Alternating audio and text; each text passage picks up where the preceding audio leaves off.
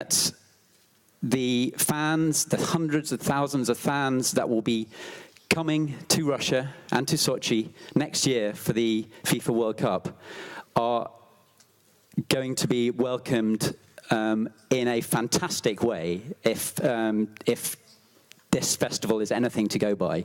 The enthusiasm and the energy and the hospitality shown by the hundreds of volunteers at the World Youth and Student Festival is a very, very good sign and a good indication of the kind of welcome that that this city will give to the world next year. And so today we are going to be putting the spotlight on youth development in football, which of course should be at the heart of the strategy of any football organisation, be it club, be it national federation, international confederation. It's not just about crafting a new generation of talented football players. It's also about the bigger picture. It's about equipping people, young people, boys and girls from all around the world, from every community, every country, with values that we all need to develop. Values of friendship, values of respect, values of fair play, competition, and commitment. And obviously, just as important as that to the football world is the development of the game of football itself. That cannot be done without investing and developing the youth talent in the game. Unfortunately, it's not always the case that the youth development strategy is in place. And this is basically something that we want to look at today. We want to take a broad view of youth and student football development across the globe, and we want to look at the key issues that are influencing this crucial layer of the football ecosystem. I am Edward Cowell. I'm a director at the World Football Forum, which is an annual gathering of football leaders, industry experts, and key players in the football world.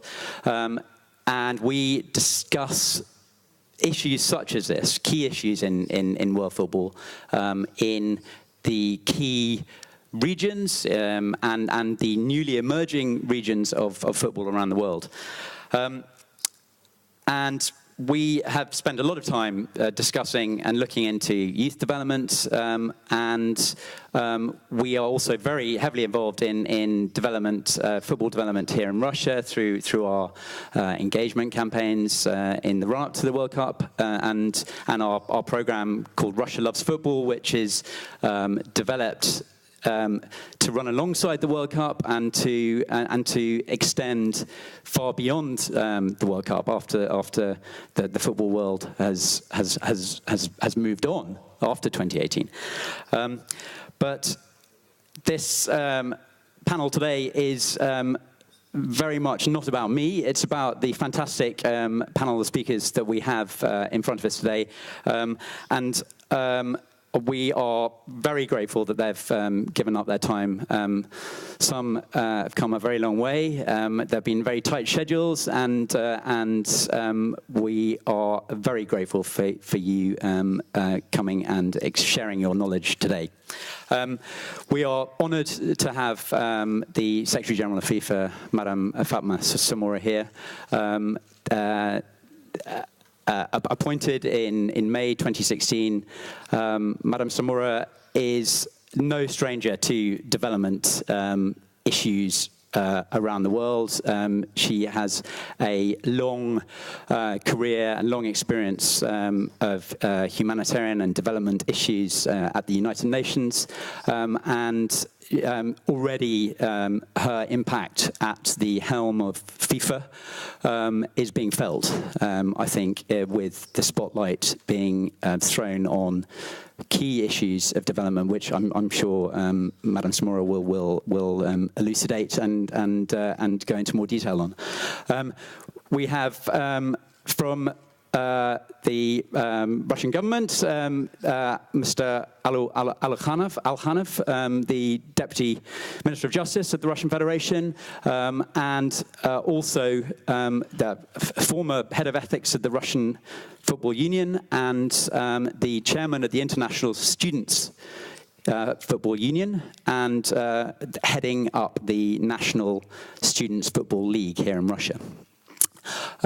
We have Richard Grutscholten from the Academy Director of Feyenoord Rotterdam, a major voice in European elite football development, and also a global football consultant who has experience of many different clubs, countries. Before Feyenoord Rotterdam, he has developed academy programs for Vancouver Whitecaps in the MLS in Canada, for Lubin in Poland, and just up the road here, Kuban Krasnodar here in Russia. So I think this is his first time in Sochi, but he knows this part of the world quite well. At the other end of the football development pyramid, we have Tom Bayer, who is he's now the head of the he's the technical advisor for the Chinese football schools program at the CFA. And he is a celebrity in terms of football development in various markets across Asia. He's presented a TV program in Japan for the last 13 years. He has now opened up his audience tenfold in China by developing a daily football technical skills program that goes out to tens of thousands of school children in China every day. Alexei Smeton needs no introduction. He is now, as well as being the anti-discrimination officer for the Russian Football Union, with obviously a very high-profile role in the run-up to the World Cup and beyond. He's also executive director of Dynamo Moscow Football Club, and the former Russian national team captain and international football player with experience from Chelsea, from Chelsea to Banaul, and many places in between. Victoria Loparova also needs no introduction, a FIFA World Cup ambassador like Alexei. Victoria is for many, the face of the World Cup. I know, will be accompanying the FIFA World Cup trophy as it travels around the world on its way to Russia in the course of the next few months. And she is a TV sports presenter here in Russia as well. And I think I've now covered everyone on our panel. So. With no further ado, I'd like to ask Madam Secretary General to give a brief overview, top-line perspective of FIFA's strategy in youth development around the world, and the various projects and programs that FIFA is engaged on to underscore its commitment to youth development in football. Thank you, Edward. Ladies and gentlemen, Dobry dzień. Let me, before responding to your question, tell all the audience how privileged and honored I am today here in Sochi for the second time to talk about something that is very dear to FIFA, youth and football. FIFA unveiled its vision for the future, FIFA 2.0, last year. And under this strategy, FIFA aims to bring football back to FIFA by injecting $4 billion in the next decade in football development. When we talk about football, definitely youth and students have a very critical role to play to promote the game, to make it accessible to everyone. We have very specific objective when it comes to youth tournament. And before the next decade, we would like to multiply by 2 the number of tournaments that young women are playing in the world. We also would like to emphasize that boys and football is something that is also reflected under this new vision. And overall, we intend to increase the number of women playing football by 2, reaching 60 million fully registered women players by 2026. We have been piloting for the last few months several projects targeting students. And one of the most known one is the school and football project that we have been driving together with the German corporation in Namibia, whereby FIFA invests in infrastructure development and in bringing skills development to the school, while the Namibia Football Federation and the German corporation will be bringing the equipment, but also working towards putting football back into the curricula of the states. Finally, we are also intending to beefing up our cooperation with the Minister of Education and the Minister of Youth, because we realize in developing countries that when the government is facing major budgetary constraint, the first budget they cut is a sport and physical activity. And this is something that we would like really to table again at the highest level of the world instances. Hence my participation here in Sochi a few months ago on the Ministers of Physical Education and of Sport conference, in order really to make sure that we have healthy young people. And when we have healthy young people, then we can also play football. For my experience, and that's why I would like also to say for me, it's critical that young people are in the center of everything we do. When I joined the United Nations some 20 years ago, my first experience with FIFA was around football. I traveled to Rwanda after the genocide. We will all recall that almost 1 million people were killed. And because of the hates between the two communities, the young people from the two main tribes did not want to talk to each other. The only way we could start seeding the grains for mediation was around a football pitch. It was the only time where the Tutsi and the Hutu accepted to come together and start reopening the dialogue and healing the injuries following the genocide. And finally, I'm encouraging everybody here in the room, youth and not so young like me, to support the vision of FIFA, but also of the government of Russia, to put sport and to put development of football in the center of all your policies and your strategy. Because football channels very good human values. It's about tolerance, it's about fighting discrimination, it's about fighting social divergence, it's about fighting obstacles when it comes to racial and religious issues.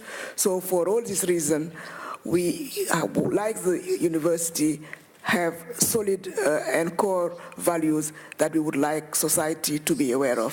So I'm going to stop there. Thank you.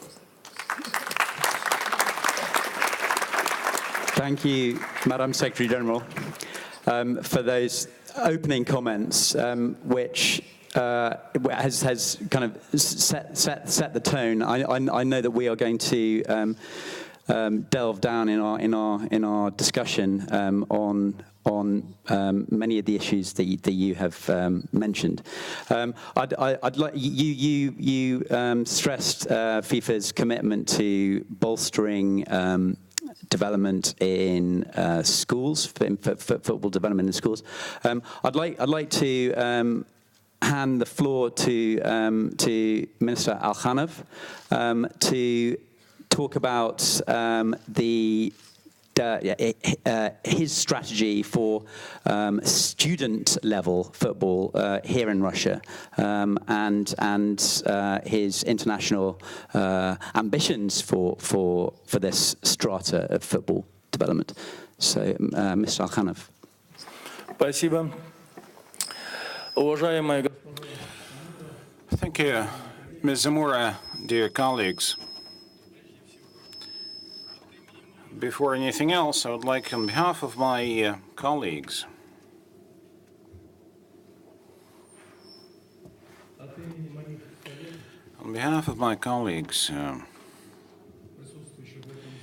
who are present in this audience,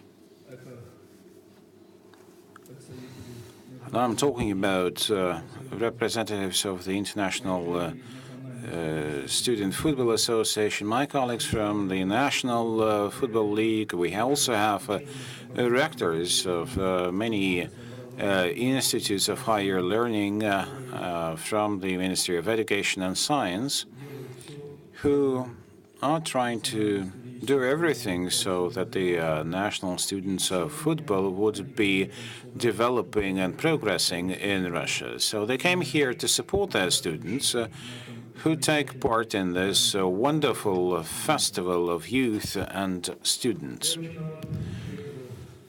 I'm happy to have Ms. Zamora here, and I hope that today we're going to have a very detailed discussion about the tasks for the governments, but also for societal and community groups in educating our youth, in advancing the ideas of a healthy way of life, in developing friendly relationships between young people across the world.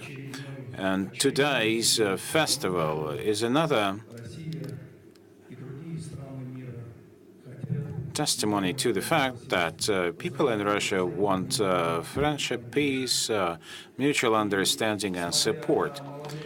Now, looking at the young people of different countries and the way they communicate with each other and show respect to each other, I feel rejoiced, and hopefully the future will be the future of durable peace, so that young people would only be thinking about sports and compete only there.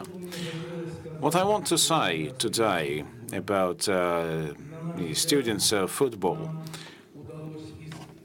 we believe that we managed to take all those diverse football associations and groups, put them together and create a single, I would say, championships or cup for students from various colleges and universities across Russia, having the single schedule of games, etc. So I would say this is very much like professional championships. We start in September and finish in May in terms of our games, and these games are also structured into the curriculum of various institutes, colleges, and universities. And we also make it possible not to distract our students from the main disciplines at colleges. However, we also incentivize our students not only to play while they are at university or college, but there is also some incentives for the students to go and play with the students of other colleges and universities. I'll say that for sure this would help the students to demonstrate their skills. Also, after they leave high schools where they might have played football. And of course, starting with 2014, that's when the Student Football League was established in 2011.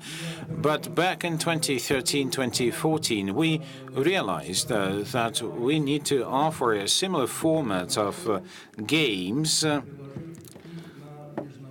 not only to national players, but also to offer it internationally.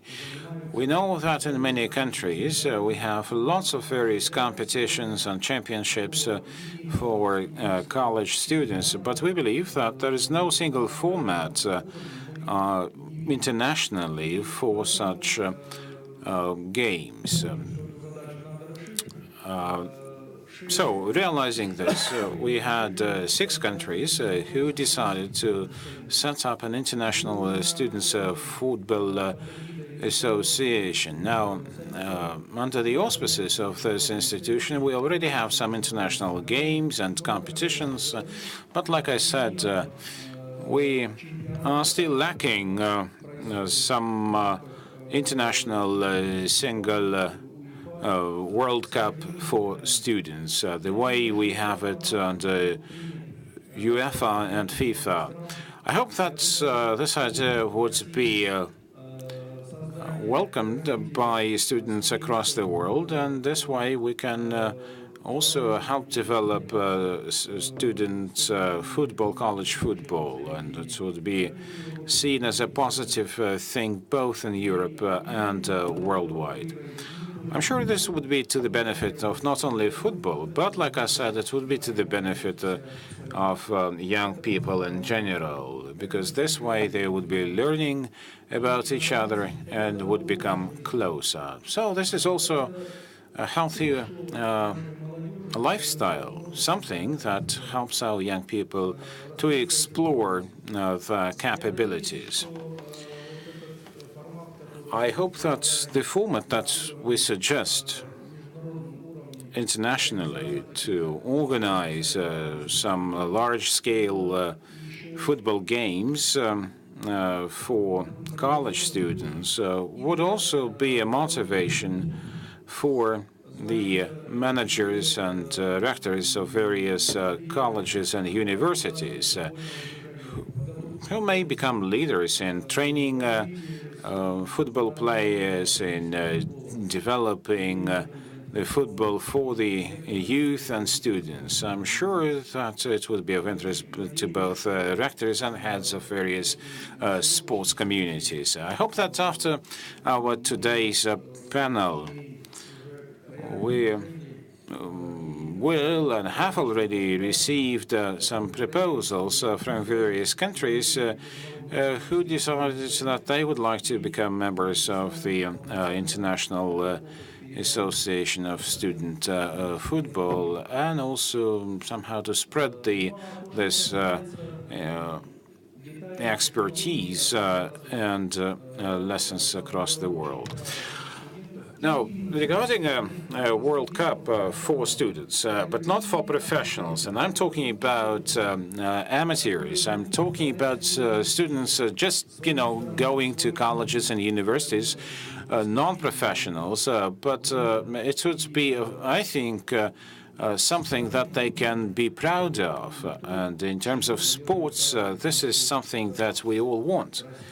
That is to grow professionally, to grow in skills and our capabilities. And I think that, I hope that we would receive support from colleagues and from the professionals and experts. And here and their advice would be very important in clearly identifying the tasks that we have in mind. Our yesterday's meeting with respected people, meeting with people from the Feyenoord Academy and with other people, I would say that we became even more convinced that we need to really organize and start doing something about organizing such a World Cup for students, which would promote student football, and next coming would be to have closer relations between young people of different countries and respect and understanding between them. Thank you. Spasibo. Thank you very much, Mr. Alkhanov. And I want to move on to Richard to discuss elite, up the pyramid, elite player development. But before I do that, I just wanted to bring Alexei in here because obviously, as someone who has grown up through the domestic football development system here in Russia, from your beginnings at in Barnaul, how important would you say the school and college level football was in your personal football development? Thank you. Do you mind if I follow up my Russian colleague and I will speak Russian? Добрый день. Well, good morning. I thought I would be speaking last and people would be already bored and already yawning and, almost sleeping like that girl in the third row.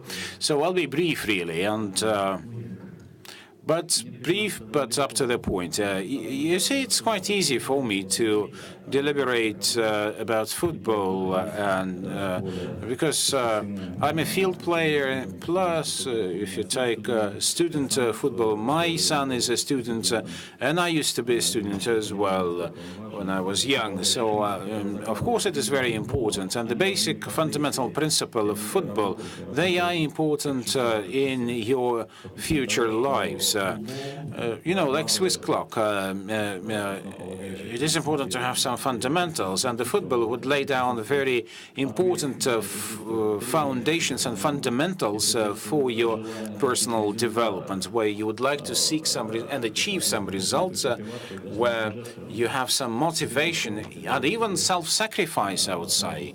So all put together, this makes it possible for you to become a personality. If I were asked 10 years ago, what is World Cup for you? Of course, this is the gold medals and the silver medals, all may be going out of the play of groups, although of course we are now in that final pool, and we hope that our playing home would help us.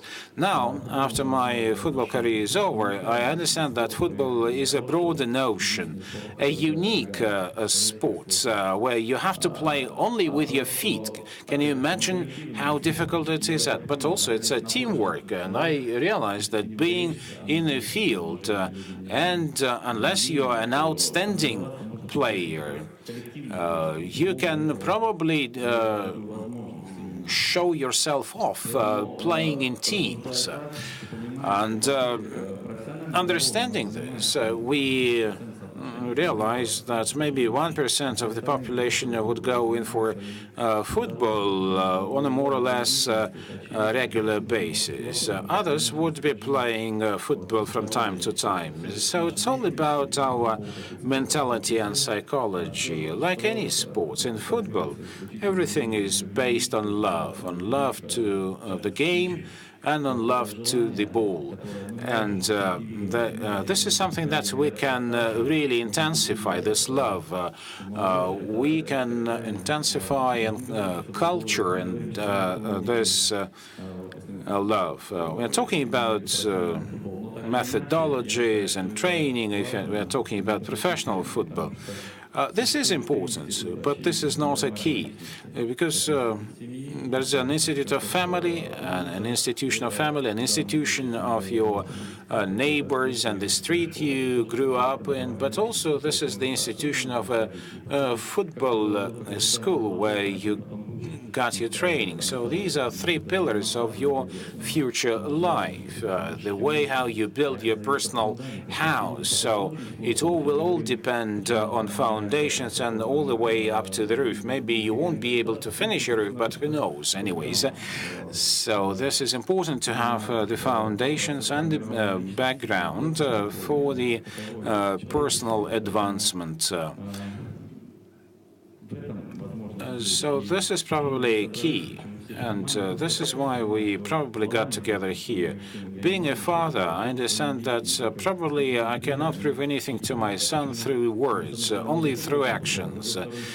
You know, on the one hand, it is easy for me to talk about football. On the other hand, it is difficult for me to talk about football because I never used words to describe football. I only used actions.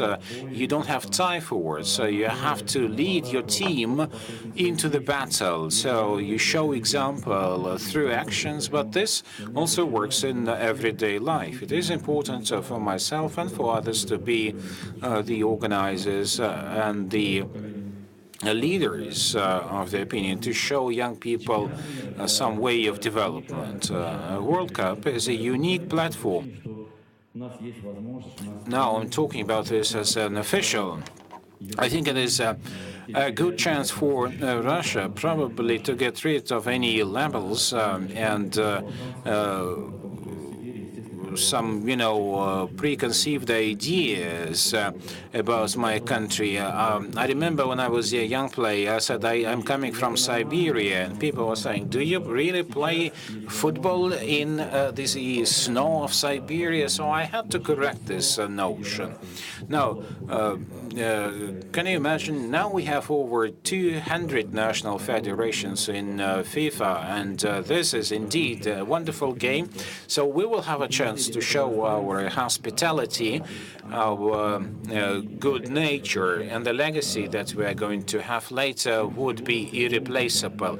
I still remember the World Cup of 1986 in Mexico. I remember Maradona, Batistone, and Trésor, whom after some time I saw in Bordeaux, and I really couldn't believe my eyes. I was playing against the guys on the field, and I kind of tricked several players in Britain whom I very much respected when I was young.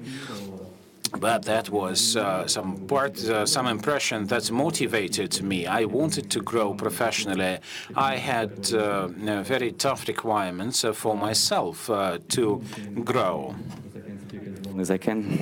Но в целом я бы хотел сказать, что But generally, I would like to say that World Cup and student football, this is something that we are talking about. This is not about professional football, because otherwise we will take probably many more sessions to talk about professional football and its development.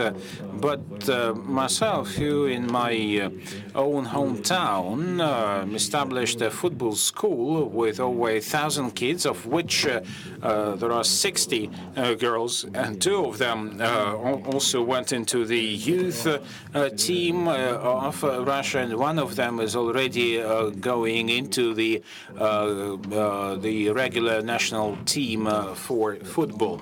So it is important, and indeed to have such initiatives is very important, and it is effective. So that's what I wanted to say. Thank you very much. Spasiba, Alexei. Thank you very much. And yeah, I know that you can talk all day about this, and so but we do need to need to move on. I want to bring Richard Grusholton into the discussion here. We're zipping up to the top of the youth development pyramid here. I think it's probably sufficient just to say that the Feyenoord Academy and Feyenoord has produced more players that took part in the last World Cup than any other club in the world. I think that is testament to the method, the system that Richard oversees and heads up at the Feyenoord Academy. Richard, very, very simply, what are the key ingredients? What makes your graduates so special? What are the key ingredients of elite youth development? And why is your model so successful? Okay, that's not an easy question for this panel session. Edward, thanks for introducing me. Great to be here, to be a speaker in Russia. Just quickly, Russia is on my mind if I think about football. I was in the stadium in Basel, in Switzerland, when Russia beat Holland 3-1. And we thought with Marco van Basten on our side as a coach, no problem at all. But you had Guus Hiddink on your side. Okay, Dutch, but absolutely beat us 3-1. Andrei Arshavin, I think, scored the last one. So thanks for being here. And elite youth football ingredients, that's what Edward asked me. It's not just easy to copy things. There's not a formula to do it. But I think if you follow a couple of rules, just in the way nations, Russia as a nation, federations or clubs can develop players, there is a certain way, in my opinion, of doing it. And there's a lot of things said also by Alex and also from Edward's side about a pyramid. So if everybody thinks about that now, so if you think about a pyramid, everybody knows that the base is big and the top is small, tiny. That's how football is, that's how a club is. So elite youth football is the top, so that there are talented players who are already in a certain environment where they will make it at the end and maximize their potential, I guess.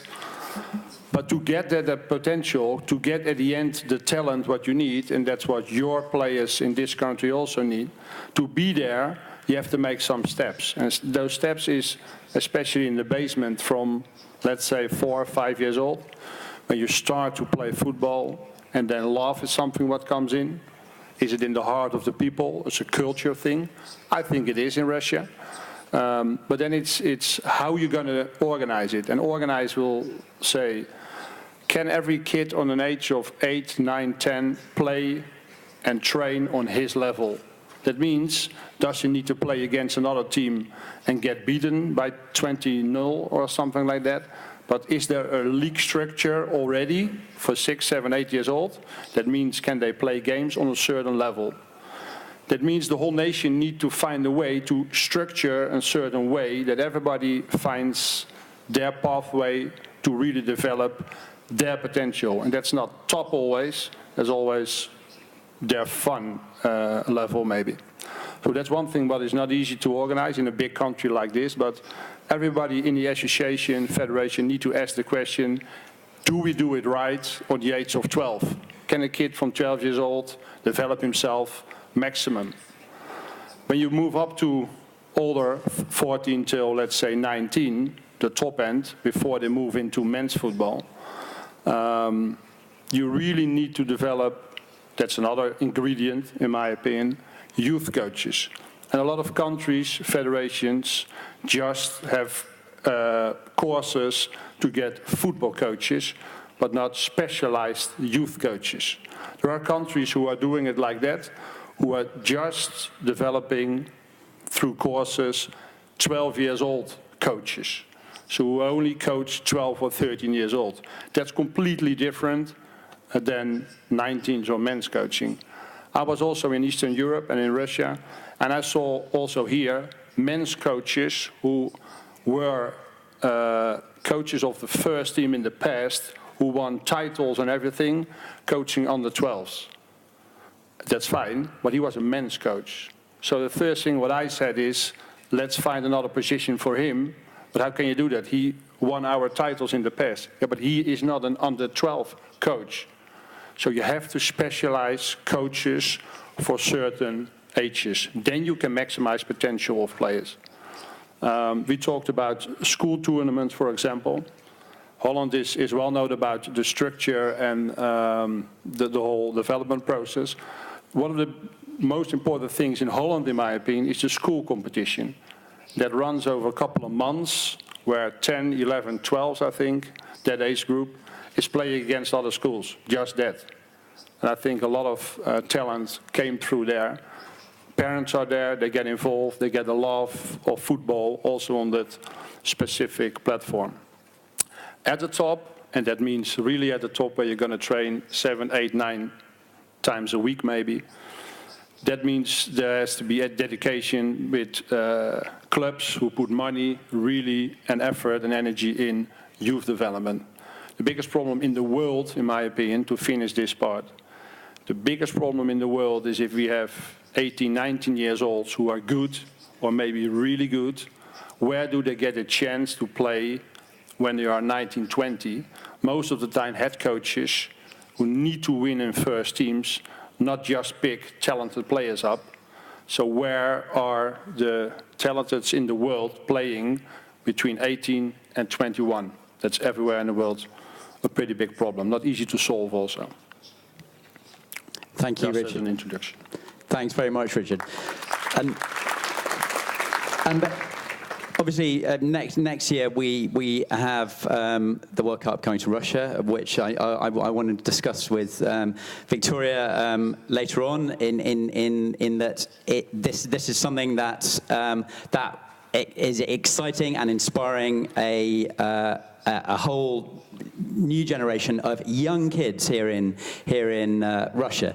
So before I talk to Victoria, I want to turn to someone who has spent his career in inspiring the very youngest kids in Asia to play football. We're going right down back to the bottom of the pyramid again, to Tom, who has who is basically the preeminent force in grassroots football in large parts of Asia, in Japan, in China, in Indonesia, and other parts of Asia.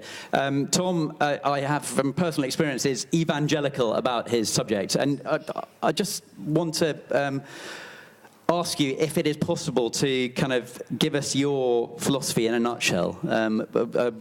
Why are you so evangelical about this? What is kind of the fundament of your formula? Thank you. Thank you for the introduction, and I'm honored to be here with such distinguished guests. You know, grassroots football, which I've spent a majority of my career in, is probably the most misunderstood part of football. It's seen more as an obligation rather than an opportunity. And, you know, often you sometimes can't connect the dots by looking forward without kind of looking backwards. So after spending so many years, I've been living in Japan for 32 years. I was a player, and then I got into development purely as a technical coach, focusing on kids under the age of 12. But I started to have a rethink and started pondering some ideas, for example, out of the 211 member associations in FIFA, only 8 have ever won a World Cup. And out of those 8, there's really basically 3 serial repeaters, which is Brazil, Germany, and Italy. If you look at the other countries, which have been, I say, a majority of them on almost an endless treadmill, going nowhere, spending millions and millions of dollars trying to unlock this mystery on player development. So I started taking a look at some of those countries that do really well on the global scene.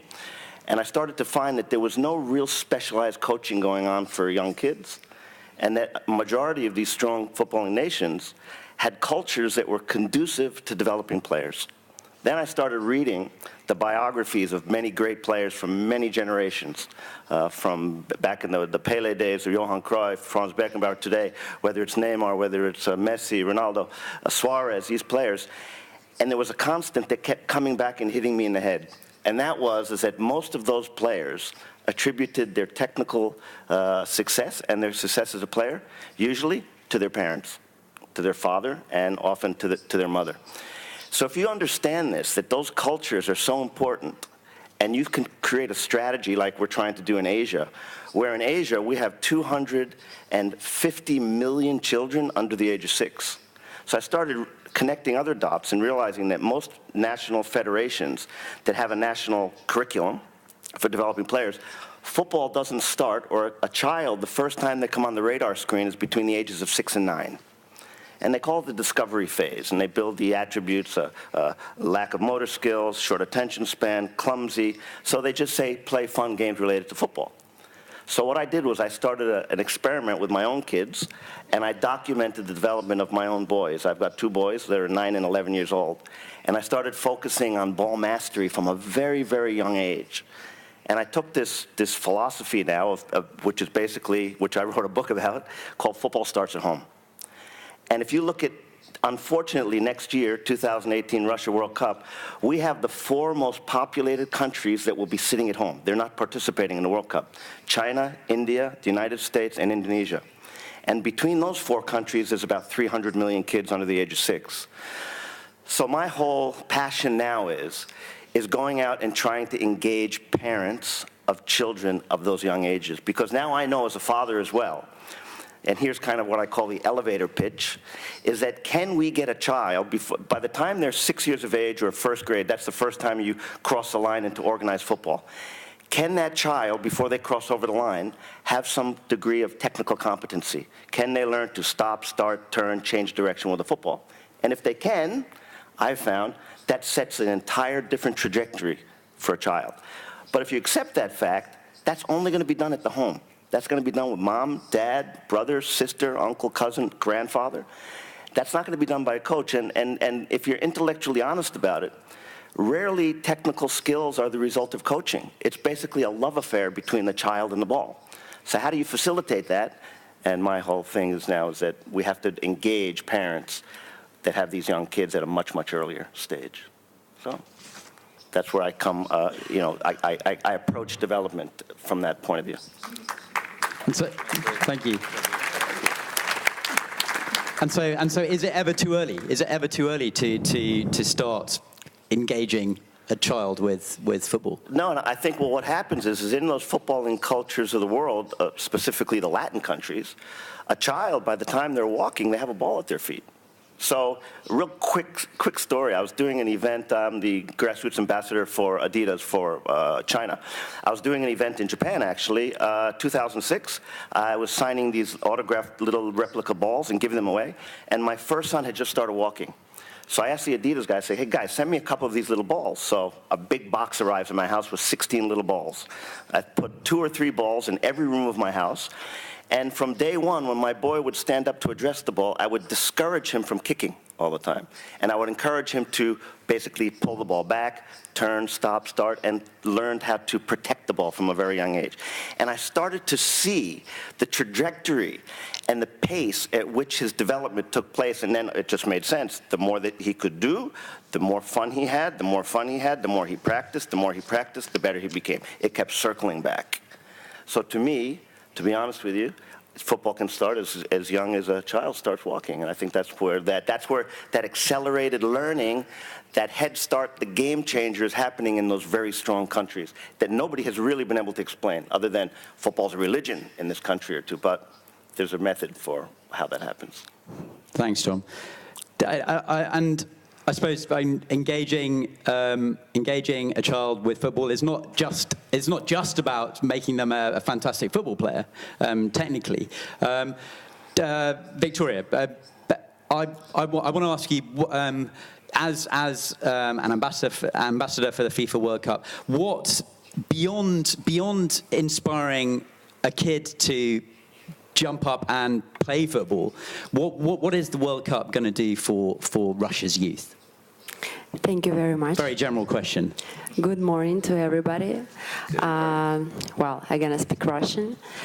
Доброе утро, друзья. Good morning, dear friends. I'd like to welcome you all at this, festival. Of course, it's a great, grandiose event for our country, the World Festival of Youth and Students. We're very happy to welcome all of our international guests and participants here. Indeed, this is a grand event, and it's a great pleasure to see it take place here in Sochi. I'm happy to welcome you here not only as the ambassador of the FIFA World Cup, That's taking place in Russia in 2018, as you all know, but also as a student. I'm accepting congratulations. I've been enrolled to the Executive FIFA MBA program. So I'm here in several roles now, which makes me very happy, of course. And I'd like to thank organizers for the invitation, because being here in such a great company of such professional speakers of the football world is, of course, a great privilege and honor to me that I'll try to be worthy of. Well, since the very beginning, if we go back into the history of the festival, starting with 1947, the festival was held to unite people of different nationalities, religions, skin color, social status, and age. And indeed, the main idea of the festival is to break the ice, to break the barriers between people, because of course people are different with their own world outlooks. However, they're all united by one single cause, a commitment to making the world better. And of course, breaking the ice and eliminating all barriers is, well, there's still a long way to that. And we need new ideas, the icebreaker projects. And indeed, a question is bound to arise right now. How do we find, well, mutual agreement and understanding? A century ago, Antoine Exupéry, the author of The Little Prince, told, if you want to teach two people to respect each other, give them a common cause to work on. I think 100 years later, nothing has changed. Still, this recipe stands true. And the most efficient drivers of dialogue are culture, education, and of course sports. These are the spheres where honest social elevators work best for young people. These are the spheres that one can succeed thanks to his or her talent, commitment, activity, and of course permanent self-improvement. This is why our program, the program of this festival includes so many sports-related events. And right now we're discussing this with the biggest football officials of the world, and I'm very happy to be here. As they say in Russia, there's no better place for a dialogue like this. Look, we're here in Sochi, the capital of the Olympic Games, just a few years ago, and those who had been in Sochi before, they know that the city has changed beyond recognition. We are in a totally different world right now compared to what it used to be, and Sochi is perhaps the best example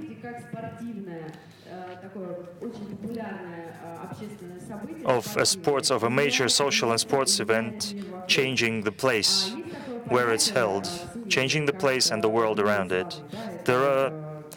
You all know what a white elephant is. It's something that has been built for something and never used afterwards. Thankfully, we avoided this problem. This is perhaps my 6th time in Sochi this year alone. I've never seen so many forums and interesting events take place in Sochi before. And it's only logical, I think, that that city is among the host cities of the World Cup. So it's with great pleasure that we welcome all guests from Russia and all over the world to spend some quality time here, and I think you will have great pleasure and great fun at the sports holiday that we all expect to have here. And of course, I'd like to say a couple of words about that more attention should be paid to youth football, to children's football, both on the professional level, the way Mr. Galitsky has been doing in Krasnodar, making huge private investments in boosting children's football, but even with local football clubs, I mean with the neighborhood football clubs, with neighborhood coaches, I think this is a great driver of interest as well.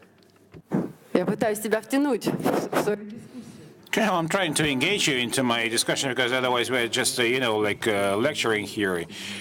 Well, I played hard during my pitch of 90 minutes, and now we are doing the extra time, I would say. So I already mentioned that enthusiasm and love to what you do is the key to success.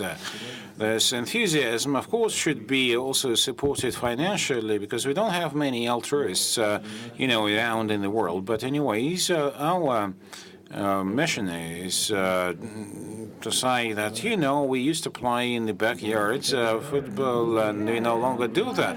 No, people do that and let them continue to play. But maybe use some,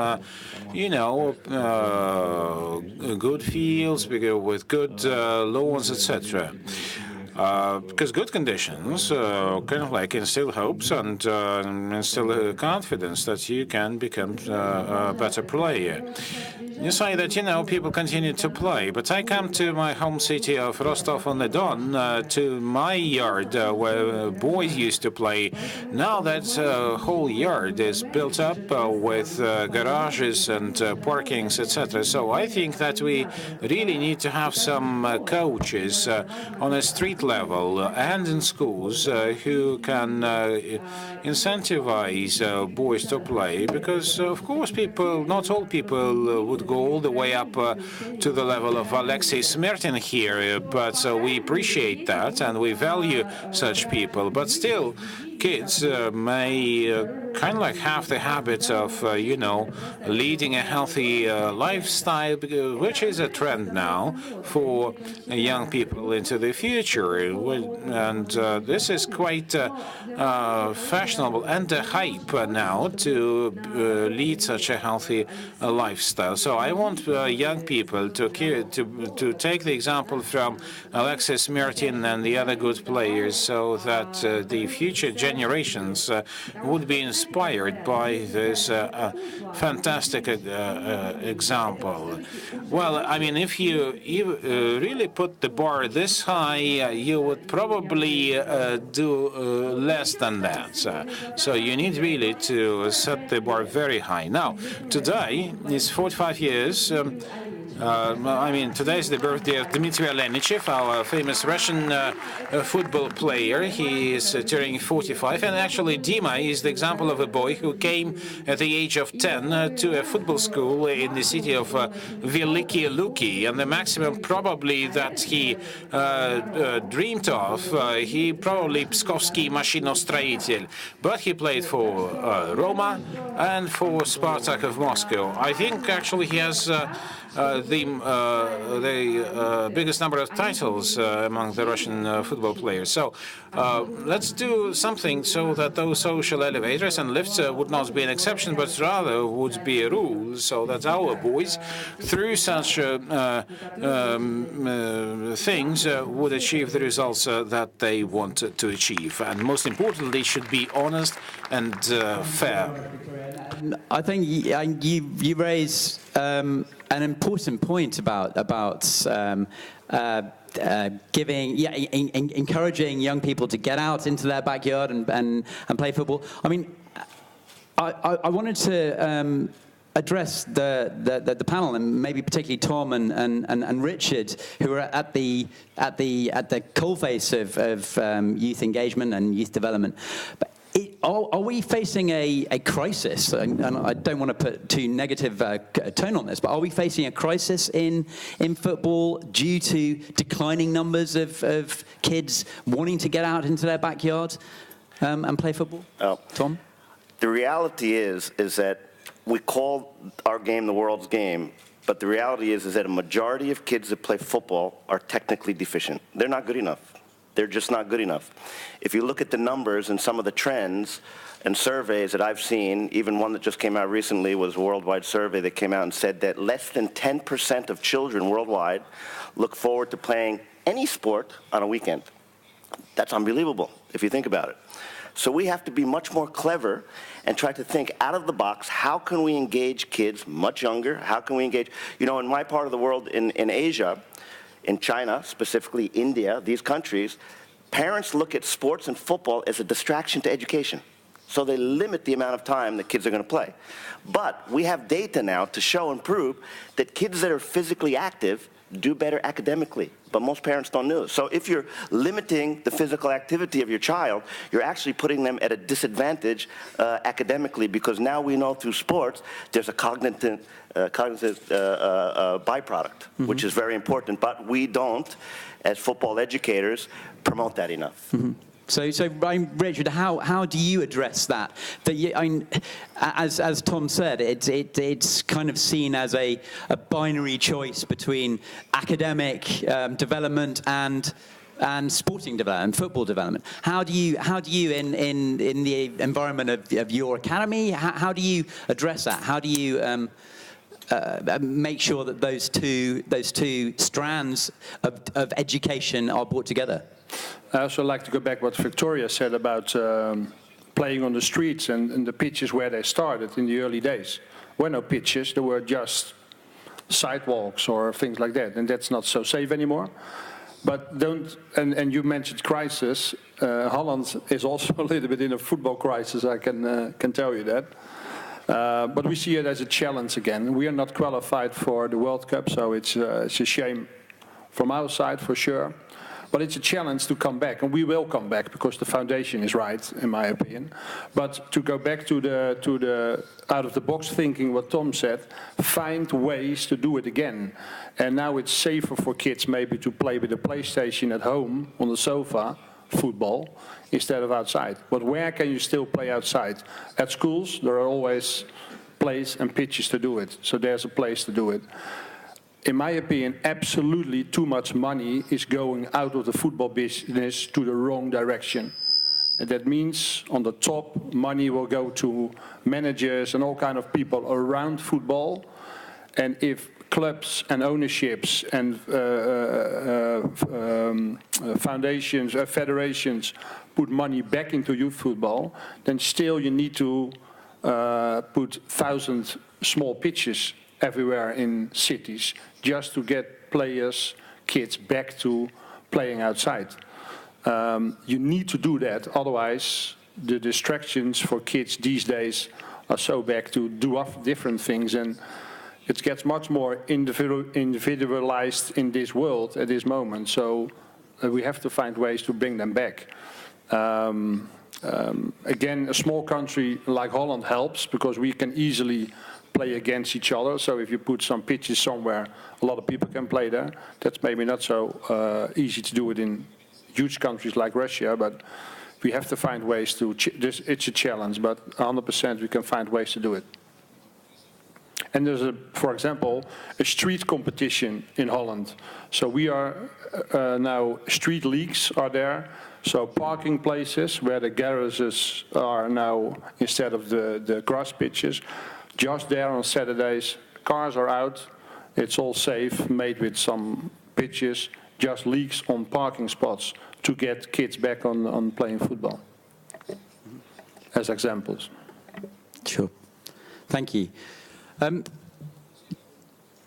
Mr. Alkhanov mentioned in his opening comments that he gave us details of how the National Students Football League runs here in Russia.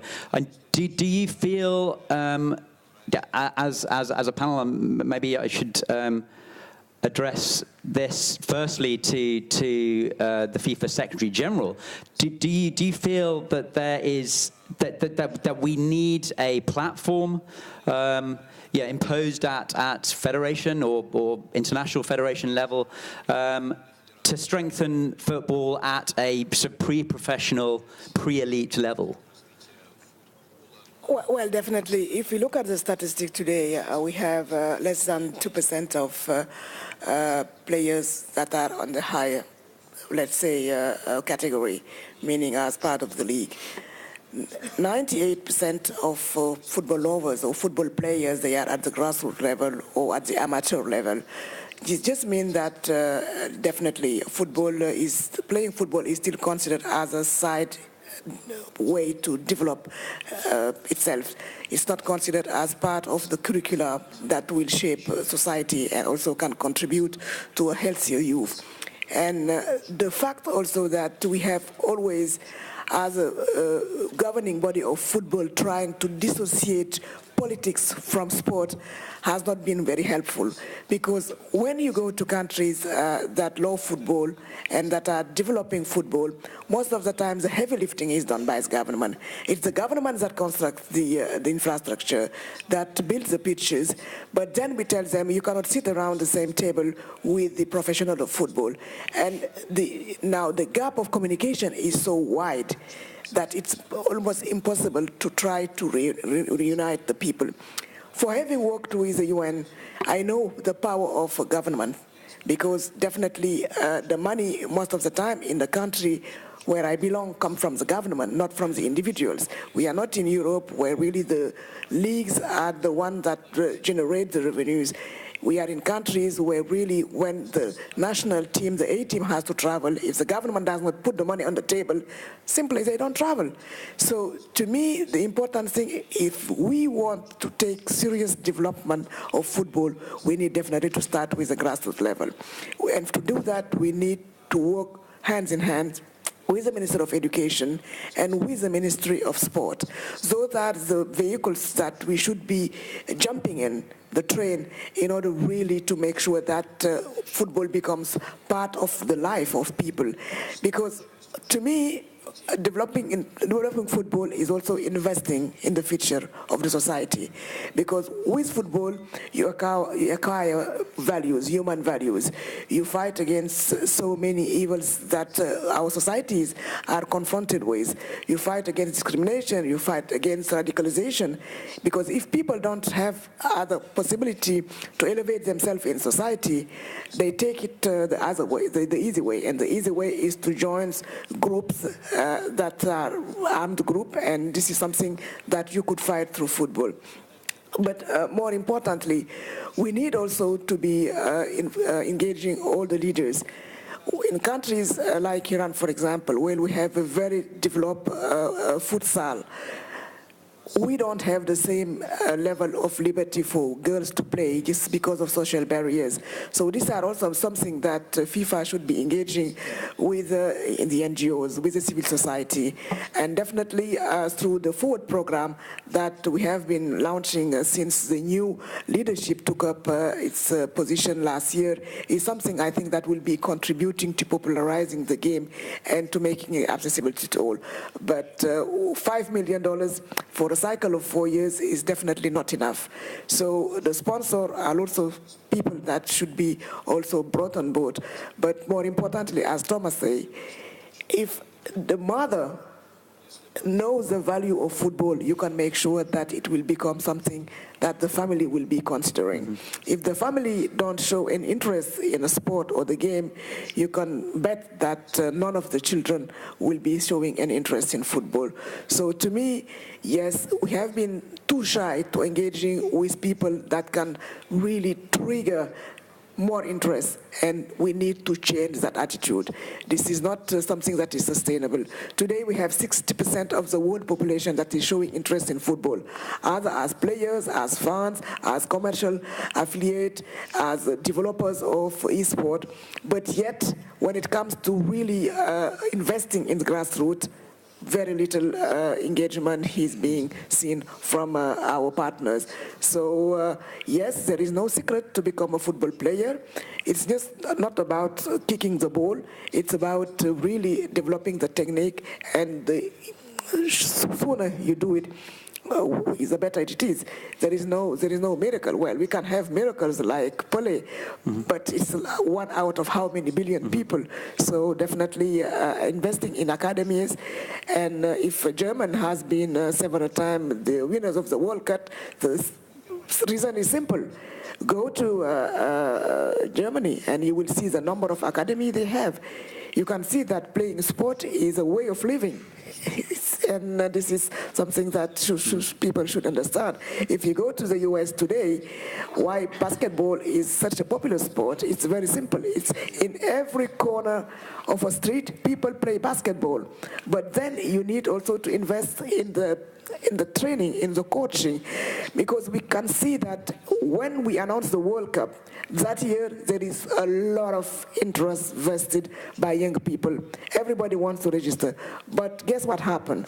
When they go and they want to play, other infrastructure are not there, so it discourages people, or simply there is no technical support, not enough coach, not enough referees, and at the end of the day, people who really want to play football, when they face this kind of obstacle, they just gave up.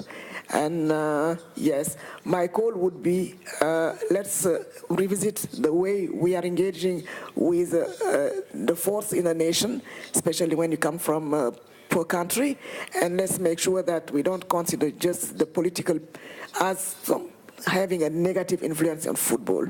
If you want to play football, you need to be accompanied. And the critical mass comes from the education, Minister of Education and the Minister of Sport. Thank you. Thank you. And I just wanted to pick up on, it's obviously deeply appropriate that in the age of the first female Secretary General of FIFA, it is clear that women's football is very much in the spotlight, thanks largely to your efforts. Can you briefly, unfortunately, outline some of your FIFA's commitments to investing in women's youth football? Well, first, as part of the reform, we need to inject more diversity within FIFA. Football has been for way too long a male-dominated industry. And I think one of the most important steps that the newly elected president has taken is to appoint definitely a Secretary General, but more importantly to put in place a division within FIFA for the first time in the history of this organization that is 100% dedicated in women football and to allocate budget for that. The second milestone that is critical is to make sure that we have women being positioned at the highest level of the football hierarchy, not only through the Secretary General, but also at the managerial level. Today, we have each of the confederation, the 6 confederations, having at least one woman represented at the FIFA Council. So compare it to one person in the past. We have also a dedicated team that is working on the training of women through the coaches and also through the referees. And today we can say that we are a more global organization than we used to be, because now football has a women face, and through the promotion of the 2019 Women World Cup in France, we want really to make the investment in women football something sustainable. Today, the women football is a poor parents of the men's game, and all our competition are basically financed by the Men's World Cup. We are selling still the women competition and the youth competition as a byproduct of the Men's World Cup. And the aim is to make the women development football something sustainable by separating even the promotion and to make it a product by itself that can be bring revenues and that can sustain itself. For the youth competition, as I said at the beginning, the aim is to multiply by 2 the number of competitions and of tournaments that engage youth. And the way to do it is to work with schools, is to work also with commercial partners, and to also make sure that we also dialogue with the government, we dialogue with the women legend, and most of them, after a very short career, they are ready to really join FIFA. And to have Victoria here as an ambassador of the FIFA World Cup is a clear demonstration that we want this sport to become global. Because when you engage women, you can see results. Because when they commit it, they deliver. Thank you.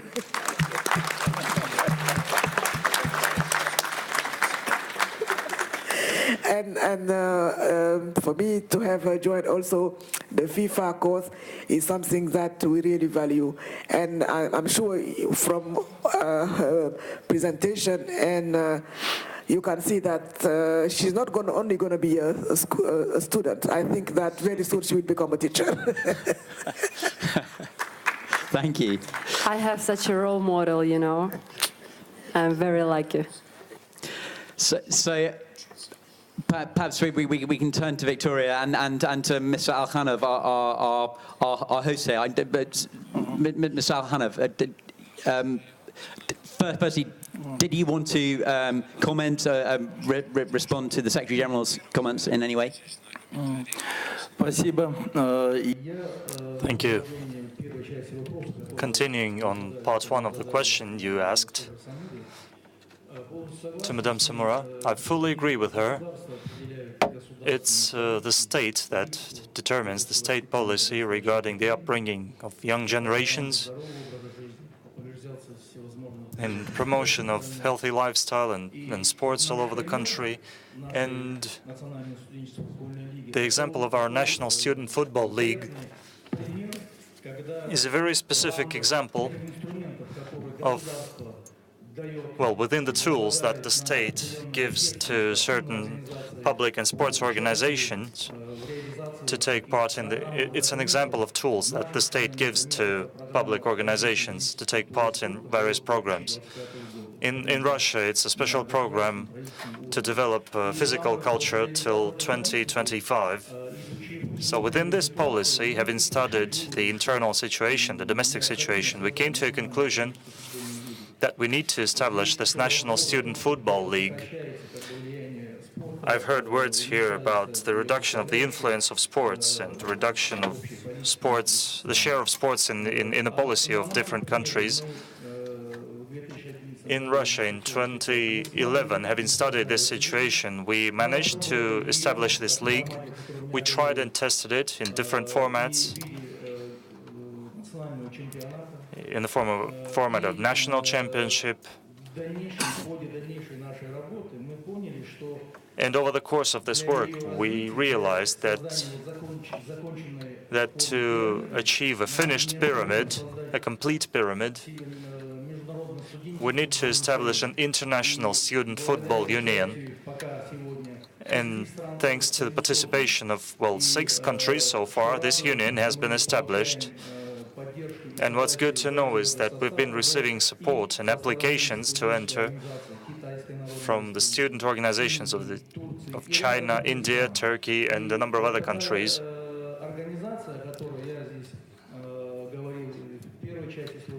So I talked about that in the first part of my speech. An organization like that will help us further promote student football and youth football. I fully agree with my colleagues, though, with Thomas.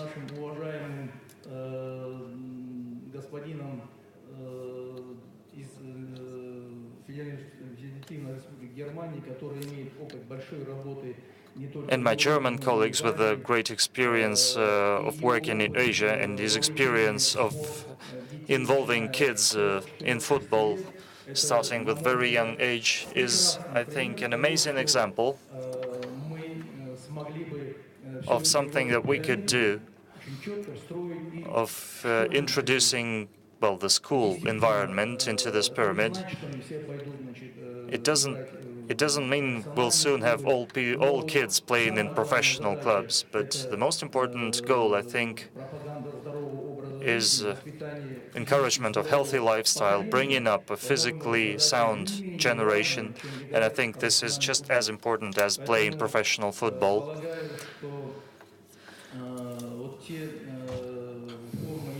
So I think the techniques, approaches, and methods voiced here, well, yesterday, at a similar panel, we asked questions from teachers, from provincial school teachers who asked us the same question. And we've heard questions from other colleagues, what are we going to do with neighborhood football? So there is So there is a will, a local will to do that. People are willing to do that, and we should start from the province. Russia is a very big, vast country, and of course our reach should be national-wide. And I should say that there is big attention being paid to football in Russia. I mentioned this program for a reason. It's a big program that allowed us to make great progress in the development of sports in Russia. You can see for yourselves just how many sports events of global level and of world level have been held in Russia, and all this is of course done for the sake of the future generations, for the growing generation, in order to promote sports, for us to understand each other better. We compete, well, the competition is going on sports ground, and look at this at this World Festival. You can see most of its agenda consists of sports. And, well, this is how you can see the importance of sports in everything, well, in all affairs of peace, of friendship, of understanding each other. And I think sport, you are peace, is, I think, well, is and should be the most popular phrase there is. Thank you. I want to end the session. My eyes are on the clock, and I want to provide the opportunity for questions if there are any. But before we turn back to Russia 2018, I know it's a sore point for both Tom and Richard, given the fact that neither the Netherlands nor US will be joining us in Russia next year. Richard, what's in the pipeline in the academy? Are you creating a squad that will be at 2022? I hope so. Absolutely. Absolutely, we're trying, and we will be back. That's for sure. But it's also football is also changing. So and Holland stayed a little bit on the thought that they could do it in a certain style, what we did in the past. But also we have to go with it. Just a little bit to end from my side, I think if players who are elite players will choose study above football, that everybody understand that's useful because of their career maybe, if you don't make it. So find a way to do it both. There are countries who you really can be a top sports athlete and then in a certain way organized also the school programs.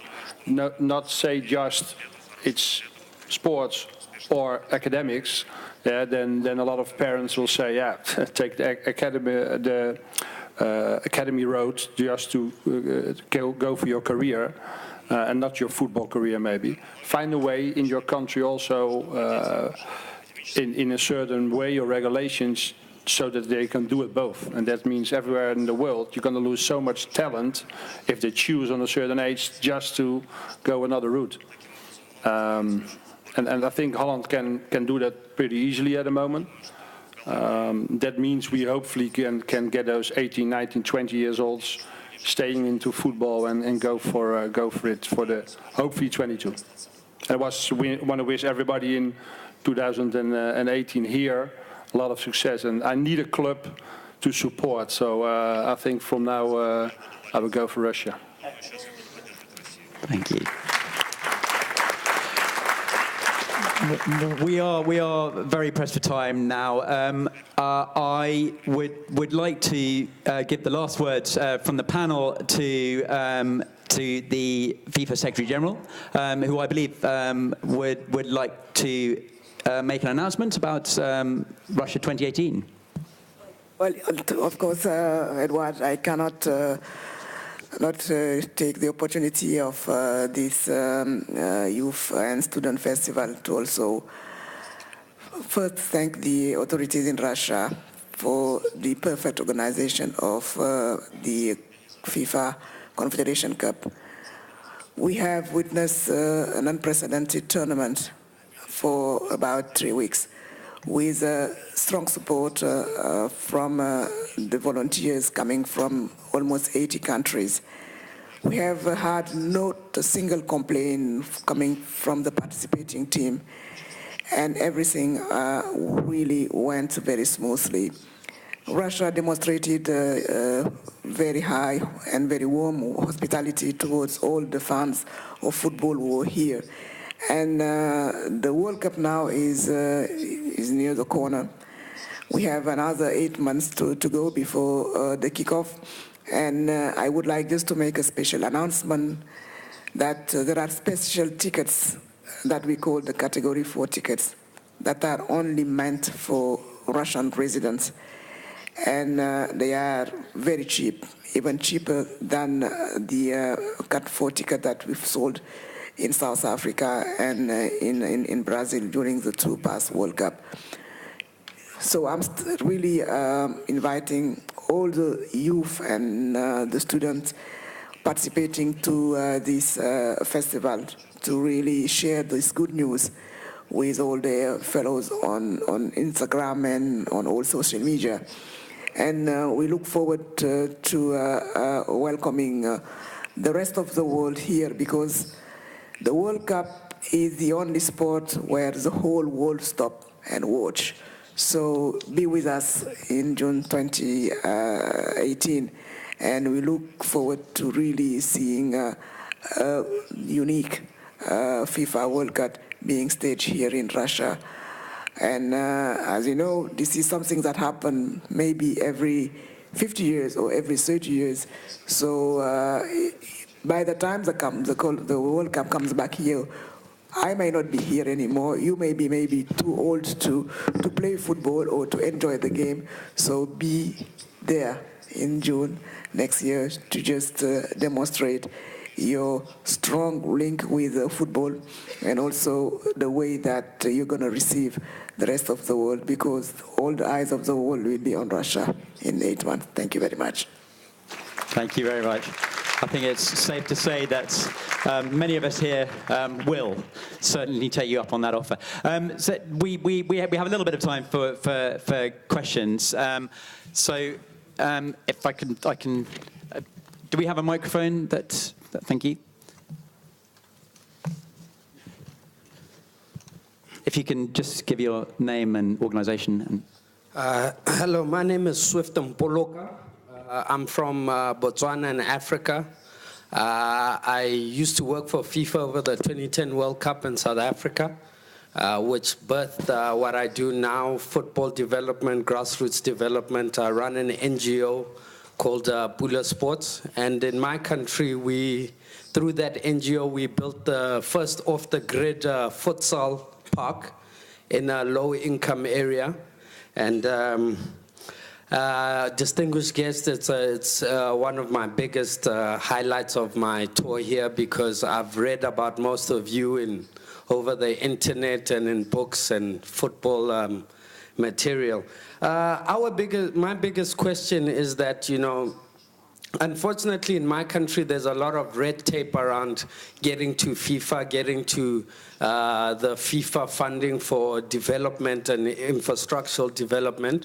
For example, what we did is that we had to go into the private sector to build in low-income areas, because unfortunately youth development in my country starts at the age of 13, which in my opinion is unacceptable. I'm trying to lobby for it to start at an earlier time. And what I wanted to ask is that, how can we as young football administrators get our voices heard without necessarily having to go through our member association because of for a diplomatic word, let me say gatekeepers that don't allow us to get our voices heard. For example, I might offend a lot of people in my country, but the futsal park that we built, we did not necessarily get support from our local member association.